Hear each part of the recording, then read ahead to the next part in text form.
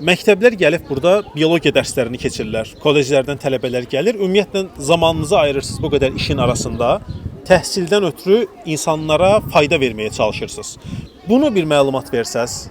Mən elə güman edirəm ki, artıq dövr elə bir zamana gəlib yetişib ki, məsəl üçün orta məktəb şagirdlərinin qapalı məkanda təbiətlə əlaqədar olan fənlərin keçirilməsi bəsitdir. Əyan olaraq məsəl üçün biogardendə deyək ki, botanika, zoologiya olsun, təbiətşünaslıq olsun, hansısa bir fəndin təbiətlə əgər əlaqəsi varsa, heyvanatla əlaqəsi varsa, onları ilkin fazadan təbiəti əyan olaraq göstərmək daha faydalıdır. Çünki bu stimul verici bir şeydir. Hər birimiz o yaşı yaşamışıq. Hər bir elə bir şey gördüyümüz beynimizə köçür. Oradan da elə bir ki, gələcək bir arzularımız formalaşır, hədəfə çevrilir. İkincisi, əgər biz kənd təsərrüfatının inkişafını istəyiriksə, o cümlədən istəyirik ki, gənc nəsil ümumiyyətlə bu sahəyə maraq göstərsin.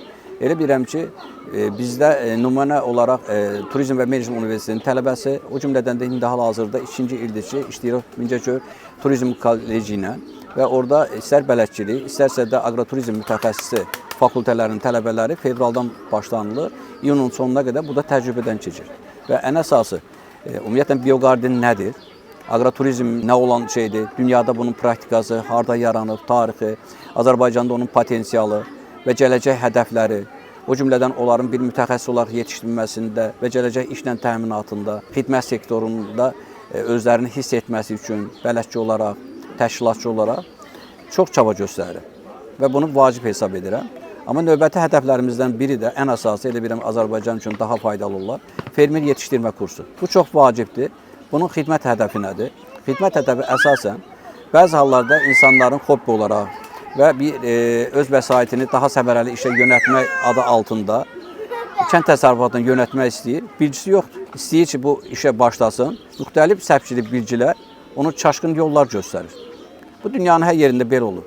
Amma fermer yetişdirmə kursu hər hansı bir nailiyyət əldə etmiş fermerin yanında 3 aylıq kursda olarsa və səhərdən axşama kimi onun yanında bu bilgiləri əyani olaraq, praktiki olaraq iştirakçısına çevrilərsə, elə bilirəm sonda o həqiqətən də bu sahənin adamıdır. Öz vəsaitini bura sərf edərsə, bu əzmkarlıq, bilgi onda olasıdırmı?